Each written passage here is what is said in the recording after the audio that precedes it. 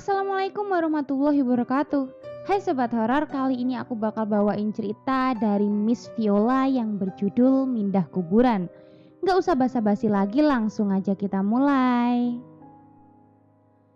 Mindah Kuburan, sebuah cerita dari Miss Viola, based on true story.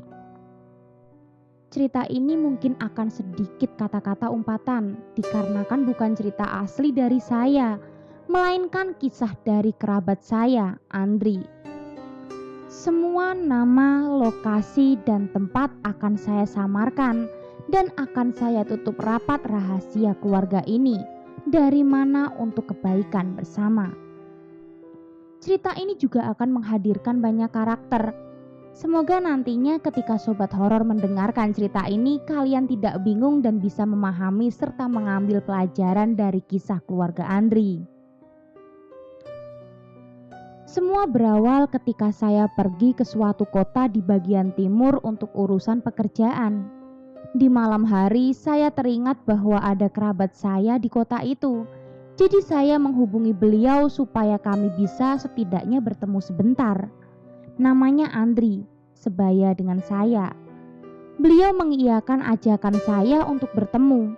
Walaupun saya tahu sepertinya ada sesuatu yang aneh ketika saya menelpon beliau. Sedikit informasi, beliau adalah sosok orang yang sangat-sangat ceria. Tidak bisa sendiri dalam arti dia selalu ingin ada kerabat atau sahabatnya. Tapi malam itu suaranya terdengar parau, seolah menahan tangis dan beban berat dalam dadanya. Tidak ingin berpikiran buruk, saya mencoba berpikir positif. Barangkali beliau sedang lelah atau sedang ada masalah dalam pekerjaannya. Mengingat beliau adalah salah satu general manager di salah satu hotel mewah di kota itu. Kami sepakat untuk bertemu besok jam 1 siang di salah satu coffee shop di dekat hotel tempat saya menginap. Malam itu saya tahu sekali badan saya sangat membutuhkan istirahat. Mata saya tertutup di atas kasur, tetapi pikiran saya tidak bisa lepas dari bayangan wajah Andri. Bahkan suara parau Andri masih terngiang di telinga saya. Dalam pejaman mata saya merasa ada sesuatu yang mondar-mandir melewati kaki saya. Tapi saya tidak bisa membuka mata saya. Entah saya tidak bisa atau saya tidak mau. Saya pun tak tahu karena rasa tidak nyaman itu membuat saya tiba-tiba takut. Ada apa ini? Saya berusaha tidak peduli dengan bayangan-bayangan, entah itu halusinasi di kepala saya atau memang ada sesuatu di bawah kaki saya. Hingga akhirnya saya tertidur pulas. Keesokan harinya, saya yang baru selesai menyelesaikan pekerjaan saya, baru sadar bahwa waktu sudah menunjukkan pukul 2 siang.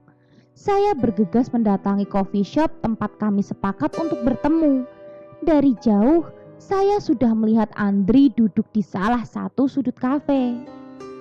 Tatapan matanya kosong dan tangannya memegang satu batang rokok yang menyala, tapi seperti tidak dihisap sama sekali karena abunya cukup panjang tertahan di batang rokok itu.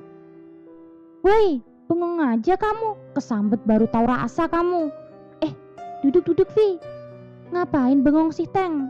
By the way, dulu waktu masih kecil panggilan kecil dia Ateng." "Bengong apaan? Enggak bengong kok, lama banget sih. Dari mana aja kamu? Udah nungguin sejam ini aku." "Misi pak, mohon maaf nih, ini kota bukan saya doang penduduknya. Macet pak, macet," kataku sambil tertawa di depan Andri. "Alasan lu ah."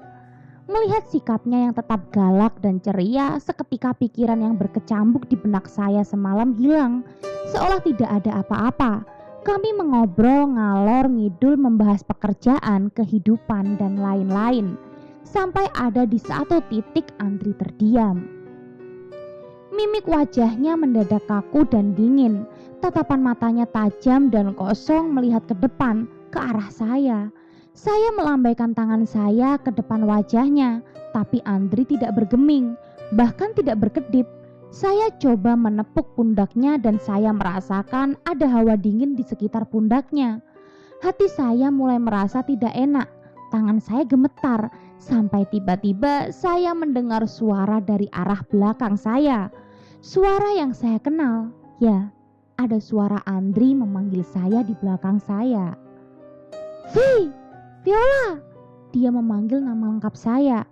Seketika saya menoleh ke belakang dan melihat Andri berlari kecil menuju ke arah saya. Saya melihat Andri. Tunggu, lalu siapa yang ada di depan saya? Saya kembali menoleh ke orang yang duduk di depan saya dan kosong. Padahal tadinya ada 2 gelas kopi yang dibeli Andri. Sorry, aku telat. Ada trouble tadi di kantor. Belum nunggu lama kan? Saya masih terpaku, tidak percaya. Yang saya lihat tadi nyata. Andri dengan setelan jas hotelnya, dasi hitam, kemeja merahnya, dan celana hitamnya.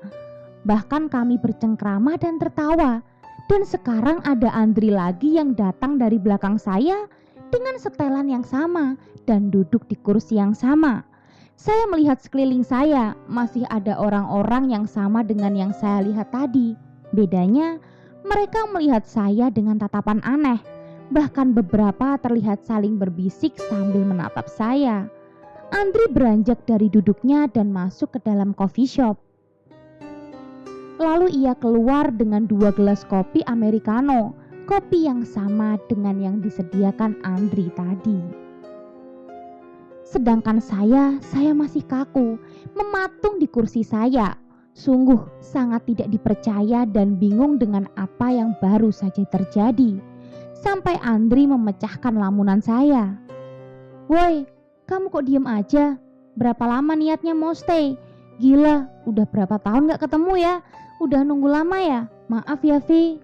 Hah? Oh, jam berapa ini? Jam 2. Kenapa? Ada urusan ya kamu? Hah? Jam 2? Seakan tidak percaya, saya membuka HP saya untuk mengecek jam. Dan benar saja, waktu di HP saya menunjukkan pukul 2 siang. Sungguh aneh. Tapi saya buru-buru mengatur nafas dan mengembalikan kembali jiwa saya yang hilang karena kejadian tadi. Dri, kamu gak apa-apa kan? Tanya aku prihatin. Gak kenapa-napa kok. Kenapa emangnya? Gak apa-apa sih, nanya aja. Gimana kabar kamu? Buset, tambah makmur aja ya kamu. Mentang-mentang jadi GM sekarang. Ya gimana ya, orang sukses mah emang gini, kata Andri songong. Anjir, songong banget kamu. Kami pun larut dalam perbincangan kami siang itu. Sama seperti saya larut dalam perbincangan yang hampir sama dengan Andri yang lain. Sampai akhirnya saya menanyakan kabar keluarganya. Nyokap bokap gimana, Andri? Baik sih. Lah, kok gitu? Ya gitulah, baik kok. Mampirlah kamu ke rumah kalau kamu emang mau tahu kabar mereka, kata Andri. Emang kenapa, Andri? Tanyaku penasaran. Tidak ada jawaban dari Andri. Wajahnya berubah sendu. Terlihat ada kesedihan mendalam di dalam matanya. Kamu stay sampai kapan? Tanya Andri. Ini hari apa sih? Rabu ding ya. Sampai Sabtu nih, aturannya sih sampai Jumat. Tapi katanya mau excited sehari buat make sure everything is good here, kataku. Mau mampir ke rumah gak? Kamu masih bisa lihat setan gak sih? Tanya Andri penasaran. Dih, pertanyaan kamu. Iya, aku lihat setan nih di depan muka aku, kataku sambil tertawa. Sialan kamu. Emang kenapa kalau bisa? Nanya doang sih. Jadi mau gak mampir ke rumah? Kata Andri.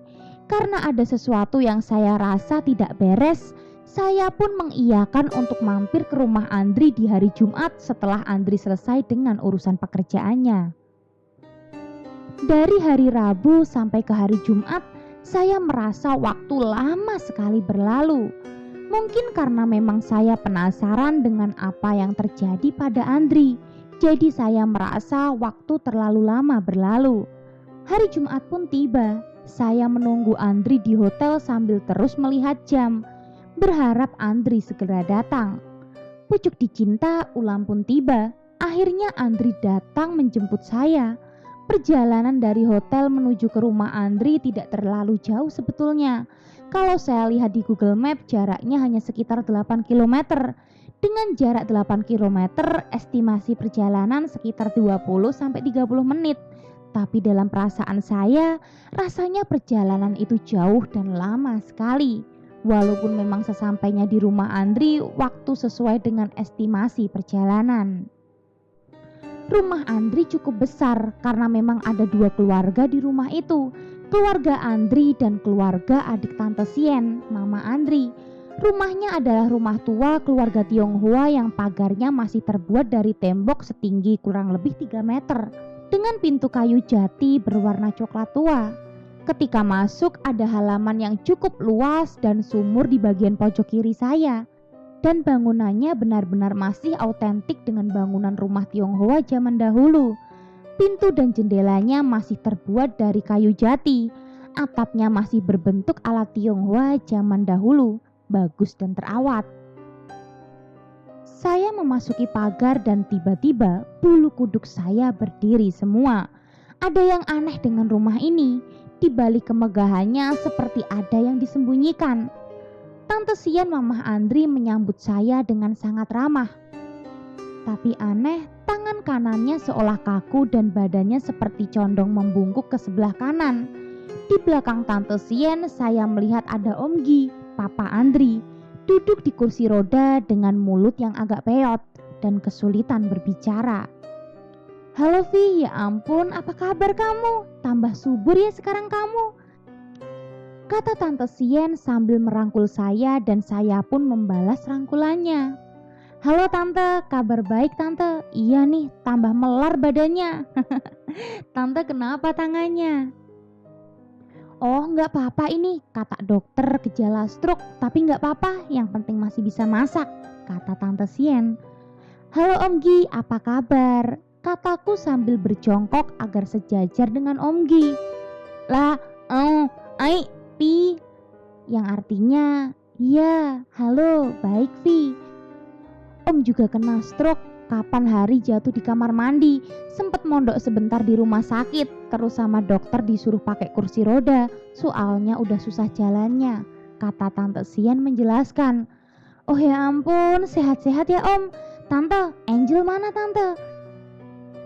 Angel adalah adik Andri. "Halo Ci." "Halo Angel, astaga udah tambah tinggi banget kamu sekarang. Udah kuliah ya kamu Angel?" "Iya Ci, udah mau masuk kuliah tapi kayaknya tahun depan aja. Mau jagain mama papa dulu sampai bisa ditinggal sendiri. Kan kok Andri kerja terus, jadinya gak ada yang jagain rumah," kata Angel menjelaskan. "Angel, bikinin minum, mama sama papa mau istirahat dulu. Vi, Tante tinggal dulu ya." "Iya Tante, istirahat dulu aja Tante," kataku. Tante Sien dan Om Gi pun masuk ke dalam kamar dan saya menunggu Andri yang sedang berganti pakaian di ruang tamu. Sembari menunggu, saya mendengar ada suara kursi yang berdecit dari dalam rumah. Sepertinya di situ ruang keluarga, karena ada suara televisi yang samar-samar terdengar. Karena penasaran, saya pun melongok melihat ke bagian dalam rumah yang tertutup setengah tirai. Saya melihat ada kursi goyang yang terbuat dari kayu, bergerak maju dan mundur. Ada seseorang yang duduk di kursi itu, tapi saya tidak bisa melihat siapa yang duduk di sana. Tiba-tiba saya dikejutkan oleh seorang kakek-kakek yang berteriak di samping saya. "Pergi kamu, sebelum kamu kena akibatnya. Pergi!" Andri dan Angel berlari menuju ke arah saya dan dengan sigap memegangi kakek tersebut. "Kong, udah Kong, jangan berisik Kong, jangan teriak-teriak," kata Angel. "Ayo Kong, masuk aja Kong, udah jamnya minum obat. Ayo," kata Andri. Andri dan Angel memopoh kakek tersebut masuk ke salah satu kamar dan kembali keluar menemui saya yang terkejut setengah mati. "Sorry ya Vi, itu engkongku, Kong Lim, emang agak kurang sehat." "Sorry ya Ci, ini diminum dulu Ci tehnya," sambil menyodorkan secangkir teh. "Iya gak apa-apa, kaget aku. Itu yang duduk di kursi goyang siapa Andri?" "Hah? Kursi goyang yang mana? Yang di dalam?" "Iya, yang di dalam itu," sambil menunjuk ke bagian dalam rumah. "Gak ada siapa-siapa Cik dari tadi. Kita cuma berlima di rumah. Soalnya keluarga Cik Nita lagi keluar. Cik Nita atau Tante Nita adalah adik dari mamahnya Andri." "Hah? Seriusan?" "Lah, iya serius." "Andri, Kamu jujur deh sama aku. Ada apa sih sama keluarga kamu? Asli, ini pasti ada yang gak beres. Dari masuk pagar tadi aku udah ngerasa gak enak banget perasaanku. Dari pertama aku nelpon kamu, udah kerasa aku ada sesuatu yang gak beres sama kamu. Biar Angel aja yang cerita deh, Vi. Sebenarnya aku udah males, udah capek banget aku. Aku juga sebenarnya udah mau hubungin kamu dari 6 bulan yang lalu. Tapi aku gak enak, takutnya kamu nganggep aku kalau aku tuh nganggep kamu sebagai dukun. Ngerti kan maksudnya? Ya udah, pokoknya sekarang aku udah ada di sini. Terserah siapa yang mau cerita, tanya aku. Jadi gini, Cik. Kita semua kan tahu dari dulu sampai sekarang itu biasanya kalau ada keluarga Tionghoa yang meninggal, dikuburkannya di satu area gitu atau dikremasi. Nah, terus abunya dilarung atau disimpan keluar rumah gitu kan. Nah, kalau di keluarga kami beberapa ada yang mencar-mencar karena dulunya nggak beli satu lahan yang luas sekalian untuk satu keluarga besar. Dan mulai susah cari lahan pemakamannya. Terus kebetulan mama itu dapat info kalau ada lahan yang cukup luas di daerah X yang bisa digunakan untuk makam keluarga. Jadinya mama punya gagasan untuk memindahkan makam Mak Erna, ibu dari Tante Sien, Kohco, kakek dari Tante Sien, Mak Co, nenek dari Tante Sien, sama beberapa leluhur ke sana supaya jadi satu area. Dari 4 bersaudara yang setuju itu cuma Cik Nita. Sedangkan yang lainnya kayak Cik Mila sama Uu Deni kurang setuju karena menurut mereka kurang etis untuk mindahin makam keluarga yang sudah lama di sana. Kecuali kalau misalnya nih ada yang meninggal terus dimakamkan, habis itu ada anggota keluarga yang lain yang dimakamkan di lokasi yang sama. Nah, kami yang generasi buyut-buyut ini kompak semua untuk gak perlu ikut-ikutan. Apalagi soal permasalahan pemindahan makam ini, karena menurut kami itu bukan ranah kami untuk ikut campur. Sampai akhirnya mama sebagai anak tertua menang suara. Jadilah mamah dan papa cari orang yang bisa mindahin makam-makam itu ke lokasi yang baru. Waktu hari H pemindahan, Kong Lim yang biasanya cuma diem tiba-tiba bisa marah-marah, Cik. Kong Lim menolak makam-makam itu dipindah tanpa ada upacara adat khusus untuk pemindahan makam. Tapi gimana ya, Ci? Mama itu egonya besar dan gak mau denger nasihat orang. Akhirnya tetap nekat untuk mindahin makam-makam itu ke X. Padahal sampai tetangga-tetangga itu juga ngewanti-wanti supaya rencana itu dibatalkan. Karena mereka takut nanti pada kualat. Apalagi gak ada upacara adat yang dikhususkan untuk minta izin ke leluhur itu.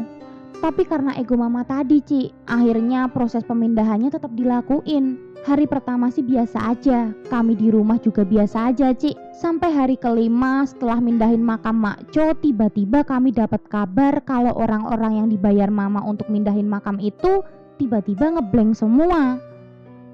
Ngeblank semua gimana maksudnya? Tanyaku. Ya ngeblank gitu. Duh, gimana ya kok maksudnya? Kata Angel bertanya kepada Andri. Maksudnya tuh mereka waktu bangun tidur tiba-tiba kayak orang blank gitu. Melek tapi gak ngapa-ngapain, cuma di atas kasur. Badannya kaku tapi matanya melek. Ada 3 orang tuh yang begitu. Tapi mama malah ngira mereka bohongan karena mau minta tambahan gaji dari mama. Jadi mama cuekin kabar itu, terus mama cari lagi orang lain. Dapatlah itu 3 orang lagi. Singkat cerita, makam Mak Co udah dipindahin gitu aja ke lokasi baru. Masalah pembayaran semua kelar, lokasi sudah ditata rapi, lokasi lama juga sudah ditutup rata sama tanah. Malamnya Kong Lim kejang-kejang, Vi. Kita nggak tahu nih apa penyebabnya. Terus langsunglah kita bawa Kong Lim ke IGD. Waktu itu yang berangkat aku, Mama, Angel, Cik Nita, sama Om Lucky. Papa, Tommy, sama Kenny nunggu di rumah. Baru aja sampai di IGD, Mama baru ngurus administrasi. Tiba-tiba Kenny nelpon Angel, katanya papa jatuh dari kasur terus teriak-teriak. Karena panik dan mereka masih kecil-kecil dan gak bisa ngapa-ngapain, aku sama Angel langsung inisiatif pulang ke rumah buat ngecek papa. Sampai rumah bener aja, papa udah di bawah kasur dan masih teriak-teriak gak jelas gitu. Aku pikir papa kesakitan. Langsung aku bawa juga tuh si papa sama Tommy sama Kenny sekalian. Kebetulan malam itu harusnya si Sinta, anaknya Cik Nita yang paling gede pulang ke sini karena dia kan kuliah di Singapura. Sengaja flag malam supaya pulang langsung tidur. Kita nggak ada kepikiran mau ngabarin kalau kita semua ke RS. Saking paniknya baru sampai di RS udah ada telepon dari Sinta. Dia nyariin kita, katanya dia sudah sampai di rumah. Tapi karena capek juga bolak-balik, akhirnya kita suruh Sinta nyusul kita naik ojek ke RS. Setengah jam kemudian Sinta ngabarin kita kalau dia menuju ke RS naik ojek pangkalan karena udah lama banget nyari ojol gak dapet-dapet. Karena papa sama Kong Lim sudah ditanganin dokter, aku, mama, Kenny, Tommy, Angel, sama Ignita dan Om Lucky nunggu tuh di depan IGD sambil dengerin cerita kronologi dari Kenny sama Tommy. Kenapa papa bisa jatuh? Mereka bilangnya sih mereka gak tahu karena mereka lagi pada nonton TV di ruang keluarga. Terus dari jauh kita dengar suara ambulan. Kelihatan banget itu ambulan ngebut banget karena buru-buru masuk ke dalam area IGD. Perawat dari IGD udah mulai pada keluar bawa ranjang, sama ada beberapa alat yang buat pompa pernafasan. Kita mah cuek aja, cuma minggir aja ke tempat yang lebih aman, karena takutnya kita bakal ngeganggu buat perawatan. Di belakang mobil ambulan itu ada mobil pickup polisi ngangkut motor sama orang juga. Oh, ada kecelakaan, pikirku. Terus di depan IGD itu ada salah satu polisi berdiri sambil mencet-mencet HP-nya. Terus dia nelpon. Lah, terus HP-ku bunyi. Aku lihat cuma nomor doang. Karena gak diangkat-angkat, berisik kan tuh ringtone HP. Polisi itu nengok ke aku. Ngelihatin aku kayak macam ngomong, berisik bego, angkat kenapa? Gitu. Terus aku angkat tuh telepon. Anehnya aku sama Pak Polisi itu masih tetap tatap-tatapan. Ngerti gak sih? Jadi pas aku angkat, suara di telepon sama suara bapak itu tuh kayak jadi satu. Selamat malam Pak, betul ini dengan Bapak Andri? Kata Pak Polisi. Kaku dong aku, masih tatap-tatapan tuh aku jawab. Iya betul, ini dengan siapa? Terus si Bapak Polisi itu jalan ngedeket ke arah aku, Vi. Dia nanya, aku Andri yang dia telepon atau bukan? Terus aku iyain. Dari situ dia matiin teleponnya, terus dia nanya ke aku, apa bener aku kenal sama Sinta? Dan aku jawab iya. Terus dia jelasin kalau Sinta kecelakaan di jalan X. Jadi dia bonceng ojek pangkalan, terus gak ada apa-apa. Tiba-tiba mereka jatuh dan Sinta sempat kehantem pembatas jalan. Sedangkan si bapak ojek cuma keseret dikit, gak ada luka serius. Jadi ambulan yang kita lihat itu ambulan yang ngangkut Sinta. Ignita langsung lemes, Om Lucky langsung lari ke dalam nyari Sinta.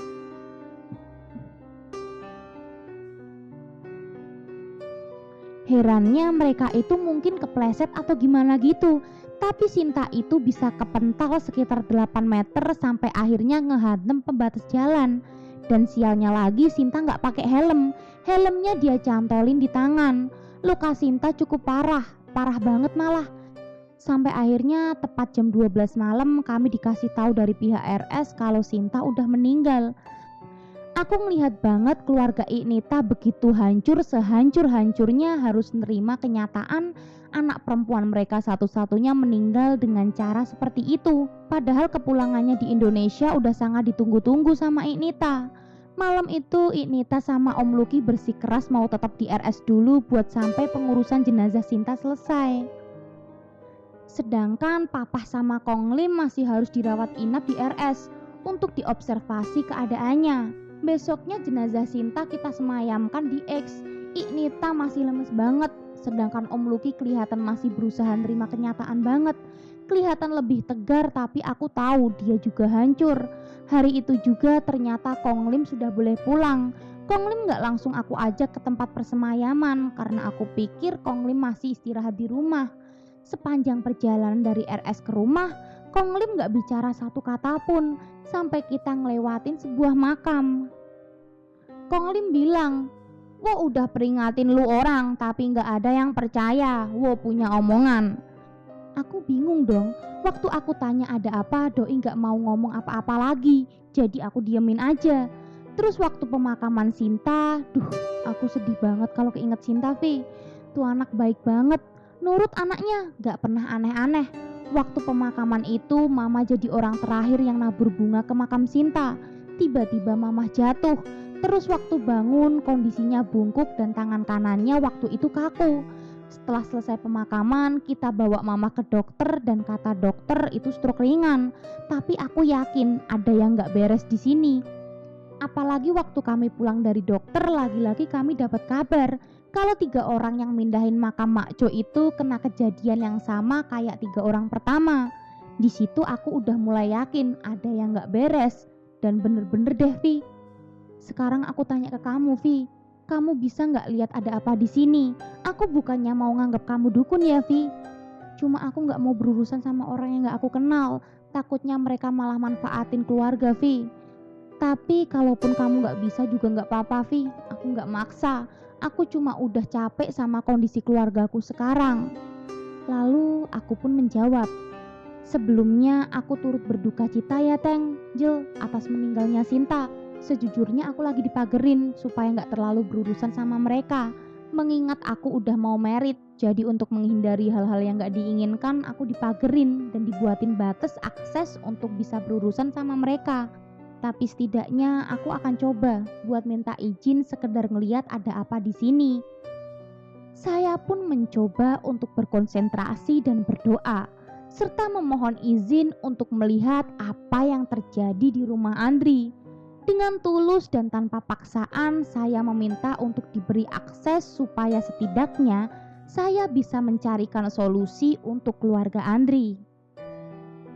Sekitar 10 menit saya berkonsentrasi, berdoa, dan mencoba fokus. Saya dikagetkan dengan hembusan angin di tungkuk sebelah kiri saya. Sudah diperbolehkan mungkin, pikirku. Perlahan saya buka mata saya, dan betapa terkejutnya saya karena saya melihat. Penasaran kan Sobat Horor sama sebenarnya apa yang dilihat oleh Viola? Kalau gitu tunggu kelanjutan ceritanya. Bye!